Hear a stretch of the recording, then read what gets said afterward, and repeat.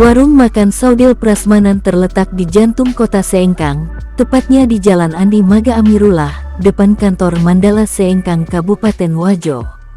Warung makan Saudil Prasmanan menyajikan berbagai macam menu makanan sahur dan berbuka puasa.